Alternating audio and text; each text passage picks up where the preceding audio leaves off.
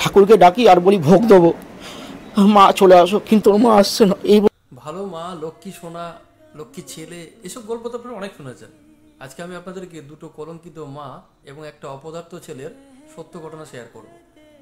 একটা মা তার 12-13 বছরের ছেলেকে ছেড়ে অন্য একজন পরপুরুষের সাথে পালিয়ে যায় কিভাবে। তার সাথে তার স্বামীর সম্পর্ক খারাপ হতেই পারে, না হওয়ার কিছু নেই, কিন্তু সেটাও ছিল না, ভালো সম্পর্ক ছিল। সেটা থাকাকালীন অন্য কারোর সাথে তার প্রেম ভালোবাসা হয়েছে। সেটাকে আপনি যেভাবে পারেন এক্সপ্লেন করতে পারেন, কারণ এই পৃথিবীতে সবচাইতে ভালো সম্পর্ক মা এবং সন্তানের সাথে, সবচাইতে গভীর সম্পর্ক মা এবং সন্তানের সাথে। সেই মা কি করে তার 12-13 বছরের একটা সন্তানকে ফেলে রেখে পালিয়ে যেতে পারে? সে তো তাকে নিয়ে যায়নি সঙ্গে করে।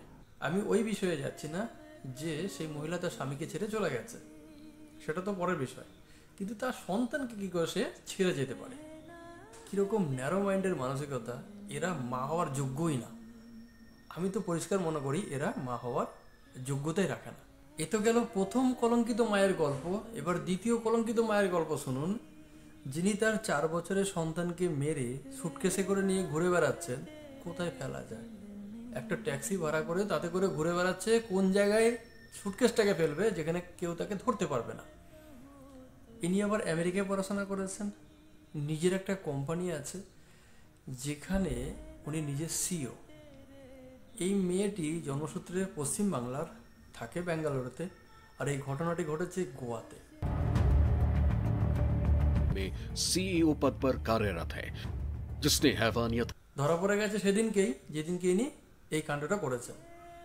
পুলিশ তদন্ত করে জানতে পারে তার সাথে তার স্বামীর ডিভোর্স হয়ে যায়। ডিভোর্সের পরে কোর্ট থেকে রায় দিয়েছে যে প্রত্যেক সপ্তাহে ছেলেটির বাবা তার সাথে দেখা করতে পারে।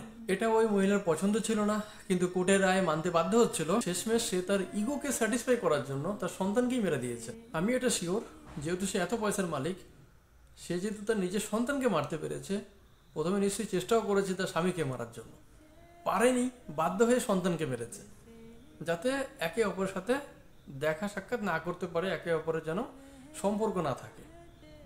এইরকম যদি মানসিকতা হয় একটা মায়ের, ওই সন্তানটার কি দোষ? সে তো কিছুই জানতো না। একটা মা যদি তার সন্তানকে এভাবে মারতে পারে, কল্পনা করা যায় যে পৃথিবীতে মা এবং সন্তানের যে মধুর সম্পর্ক সেটা কোন জায়গায় যাচ্ছে। শুধু এই নয় যে শুধু মায়েরাই কলঙ্কিত, এরকম এক কুলাঙ্গার সন্তানের গল্প আজকে আমি আপনাদেরকে শোনাবো, যে সন্তান তার মাকে ছাদে তুলে নিয়ে গিয়ে ধাক্কা মেরে ফেলে দেয় এবং নাটক করে যে সে কিছুই জানে।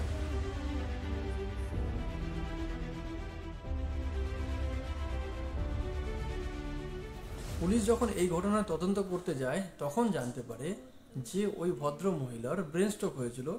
তিনি বিছানা থেকে একলা উঠে ছাদ পর্যন্ত তো যাওয়া বাদ দিন, মেঝেতেও একলা হাঁটাচলা করতে পারবে না। তার মানে ছাদে তাকে কেউ না কেউ নিয়ে গেছে। এই তদন্ত করতে গিয়ে সিসিটিভি ক্যামেরা ধরা পড়ে যে সে ভদ্রমহিলার ছেলে নিজেই মাকে ধরে অনেক কষ্ট করে ছাদে নিয়ে গেছে, তুলে তুলে নিয়ে গেছে, এবং সেখান থেকে ধাক্কা মেরে পালিয়ে আসে এবং ঘরে ঢুকে এমন একটা নাটক তৈরি করে যাতে সে কিছু জানেই না। ঘটনাটা জানা গেছে যে সে ভদ্র মহিলার বৌমার সাথে তার মোটেই বনতো না। বৌমার অত্যাচারে ছেলে শেষমেশ এইরকম একটা ডিসিশন নেয় যে মাকে এইভাবে আমাদের মাঝখান থেকে আমরা তাড়াতে পারি। ভাবুন, এই পৃথিবীতে যদি সন্তান তার মাকে বিশ্বাস করতে না পারে, না ভালোবাসে, যদি মা তার সন্তানকে বিশ্বাস করতে না পারে, না ভালোবাসে, তাহলে কে কার কাছ থেকে ভালোবাসা আশা করবে আর কে কাকে বিশ্বাস করবে? এই গল্পটা আমাদেরকে অনেক কিছু শেখায়।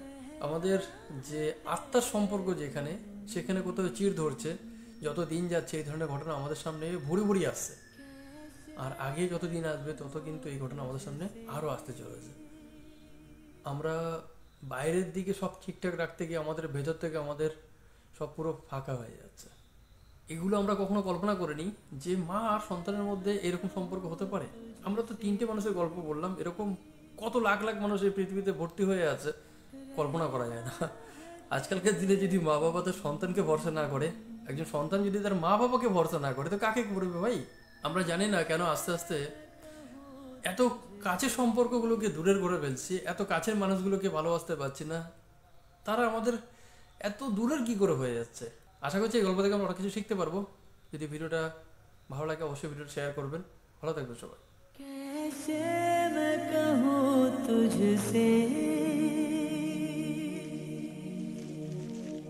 रहना